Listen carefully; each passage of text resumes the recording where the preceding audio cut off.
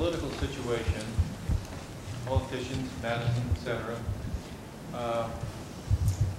is there any indication that you have that things are going to change over the next several years? In other words, if this referendum passes 4 years from now, is there likely to be another referendum, say for 2.35 million, to keep it in the same position?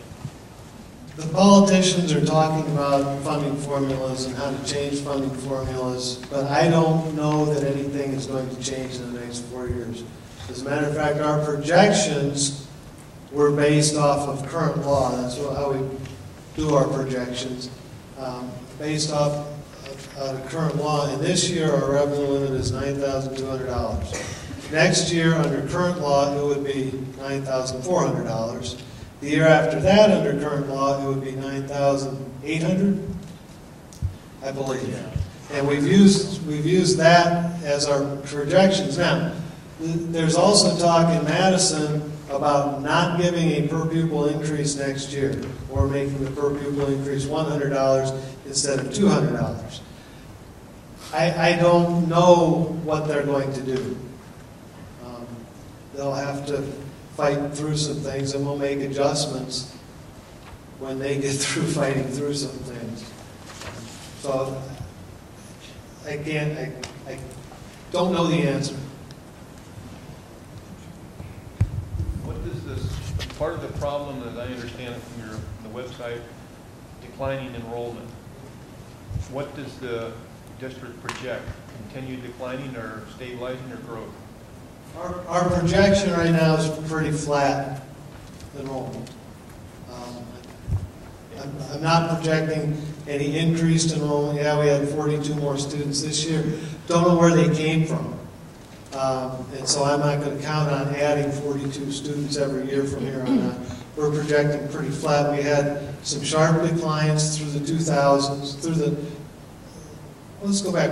When you're a low-spending school district and your enrollment is increasing, you don't feel the low spendingness so much because you're getting more pupils, and your costs to operate are not increasing that rapidly. When we open up Spooner Elementary School, and right now we have 450-ish kids at Spooner Elementary School. But back in the 90s, we had 700 kids at Spooner Elementary School. It didn't cost me any more, I mean on dollar averaging, but it doesn't cost me any less or any more now to heat the school or turn the lights on or have a custodian there or a number of other costs of operations. But I was getting 250 students more worth of money. Now that could pay for teachers, it could pay for supplies and things like that, but the overall cost wasn't that bad. So when your enrollment's going up, you're not feeling a pinch of being a low spending district as much as when your enrollment starts going down. And our enrollment decline started in about 1999, and it's been declining and pretty well leveled off. And that's when you start feeling the low spendingness, because it doesn't cost me any less to open Spooner Elementary School for 450 kids than it did in 1995 with 700 kids, or 1997 with 700 kids, whenever that was. So I'm paying the same now for lights and heat and the cost of operation, cost of opening the building, as we did when I got a lot more revenue into that building. What you're speaking about, we recognize as systemic problems, which you can't change. Are such things as bus transportation costs competitive in the area with others? How do they hold off on that, for instance? Or food or cafeteria, this sort of thing? Yeah, that's a good question, Wayne. We do cost comparisons with other districts on transportation. Actually, our food service is self-sustaining. We don't have to put any, a lot of districts do have to put general fund money in to make their food service run, but we don't. It can be its own fund, so it's self-sustaining. But we do cost comparisons on things like bus transportation I try to do them with part of the north districts because generally the schools are similar size, and we compare on cost per mile more than anything else because of the size disparities as a district. If I did it on a cost per pupil, well, you know, some of the districts are 300 square miles or 200 square miles, and we're over 500 square miles, so I'm not going to get an accurate comparison. It's difficult to compare straight up on the costs based on the contracts because the contracts are written so different. And some of the school districts have their own bus fleets, and so their bus drivers are school district employees. Our bus drivers are not school district employees. So we try to compare as best we can. We do comparisons on custodians per square foot,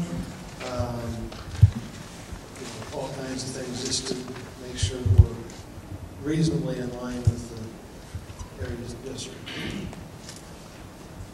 So how do we compare? We're fine. I mean, we're not above average, not below average. We're in the middle. Well, we're one of the biggest districts in the state. Well, yeah, on a per pupil basis, transportation, we're high. We'll spend $1.2 million this year transporting students to and from the Spooner schools. We try to keep bus routes an hour at the most. Sometimes they get over that because some areas are way out there. We've tried to hold our bus transportation costs down. And the state will tell you that they aid transportation. I said we spent $1.2 million in transportation. And Mike, how much do we get in aid? I get $80,000 back on that $1.2 million.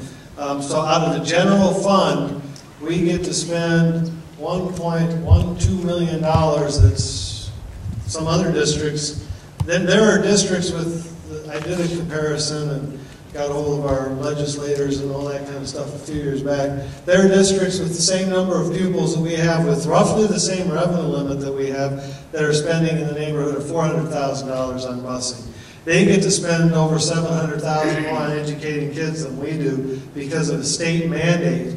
We are state mandated to transport every student that is more than 2 miles from our schools and every student that lives in an unusually hazardous transportation area. And an unusually hazardous transportation area is defined as anywhere that a student has to cross railroad tracks, a busy road that doesn't have crosswalks or a crossing guard, and or anywhere that doesn't have sidewalks. So that's why you see all those buses going around town, because we have a fair number of areas even in our city that are considered unusually hazardous transportation areas under state law. But by mile, we're not out of line.